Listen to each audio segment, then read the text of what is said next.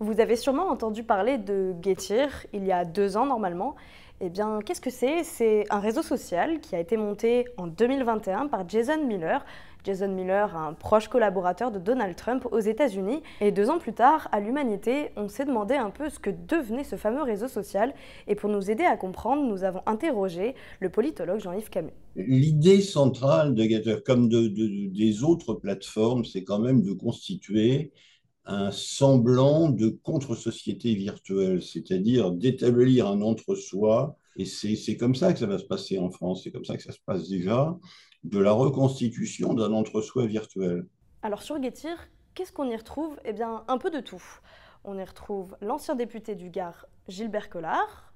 On y retrouve des médias de droite conservatrice comme Valeurs Actuelles, Livre Noir. On y retrouve aussi des personnalités médiatiques comme Nicolas Vidal, le fondateur du média Putsch, et des contenus un peu complotistes, antisémites et racistes. Pour le dire clairement, tous les complotistes ne sont pas d'extrême droite, mais si vous êtes d'extrême droite ou d'ultra-droite, il y a quand même de fortes chances pour que vous supportiez et que vous diffusiez au moins une ou deux théories complotistes. Ça peut être le fait que la pandémie n'a pas existé et qu'elle a été montée de toutes pièces par Big Pharma, ce qui est quand même un assez grand classique de tous les réseaux sociaux. Ça peut être le bon vieil antisémitisme qui vous explique que le monde est dirigé en sous-main par une clique judéo-maçonnique.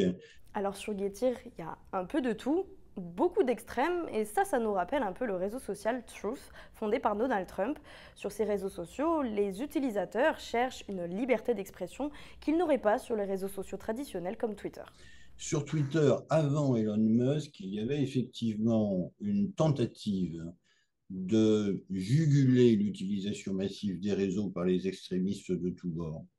Il y avait des comptes qui étaient supprimés, il y avait des posts qui étaient supprimés, il y avait des blocages.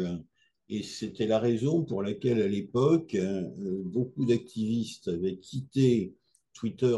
Alors que se passe-t-il sur Getir maintenant? Eh bien, pas grand-chose.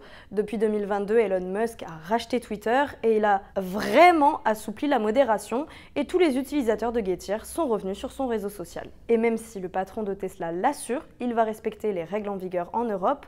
Selon plusieurs études américaines, les propos racistes ont augmenté d'environ 200% sur le réseau social. Ça vous ferait pas penser un peu à Getir?